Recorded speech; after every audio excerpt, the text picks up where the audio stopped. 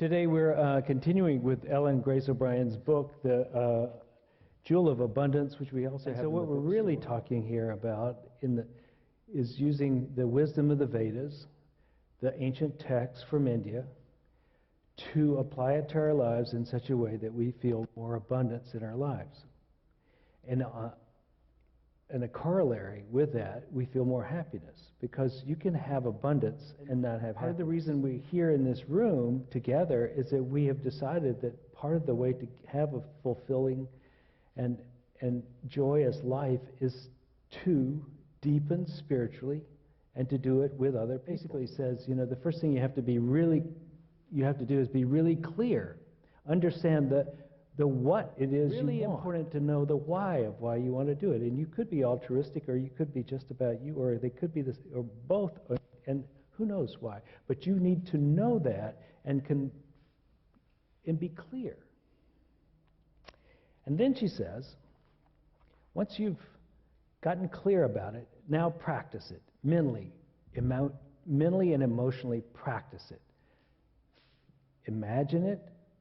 And let the imagination be deep enough that your body begins to respond to the image it's getting, so that you then begin to feel happy or fulfilled or satisfied as that has come about. So it's visualization, we would say in a modern way, but to pre-experience it before it has actually physically happened, which this lays out a blueprint for the happening to come to it, or as we would say in the modern age, it is the law of attraction. I suggest that you add, as you finish your visualization, your mapping out internally of what it's going to be like, put a gold star at the end and say, and now you're happy, right?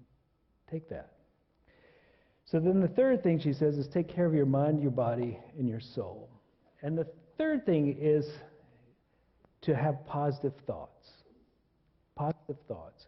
So, you know, the mind which is connected, which is, they would call the conditioned mind. The conditioned mind is, a lot of times, it is trying to protect you, and so it will bring up all the negatives. Oh, you shouldn't do that. You might get hurt. Oh, you could lose, blah, blah, blah. Why would you want that? Nobody gets that.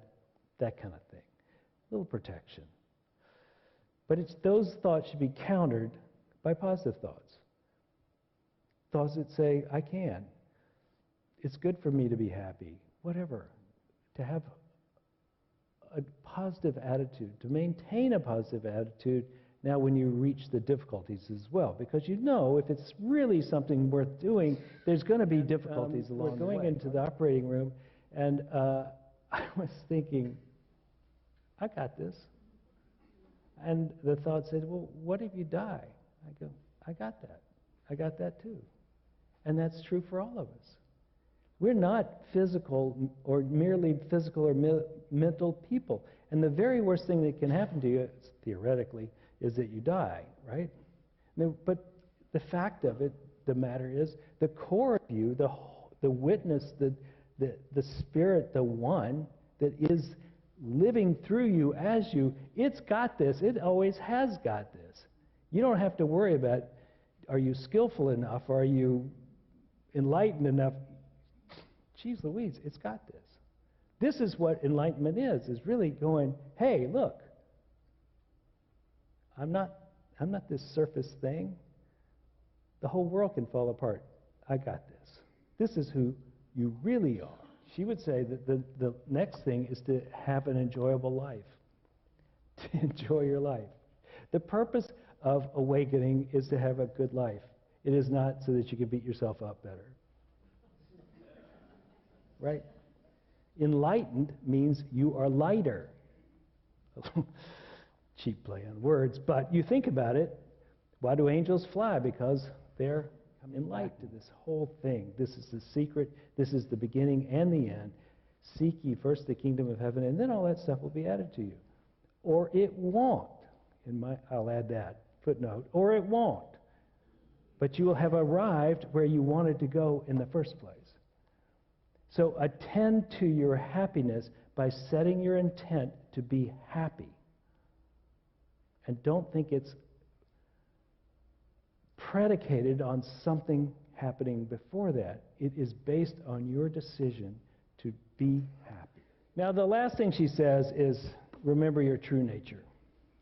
Well, that's all we've been talking about, really, isn't it? Your true nature is that you can affect the reality that you're in because you're a creative being, and that ability to create is because both you have a mind and a body that is designed to work for you, not against you, and when it does not work, you got this. So part of the trick is to be satisfied with the way things are, to come to a state of relaxation, like, so this is okay.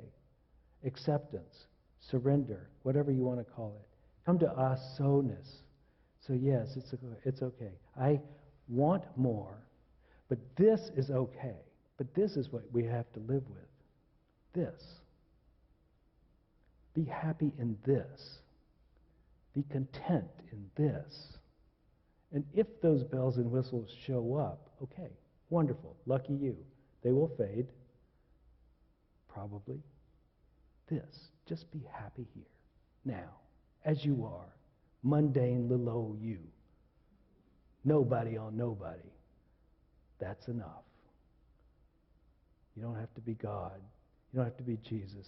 You don't have to be Buddha.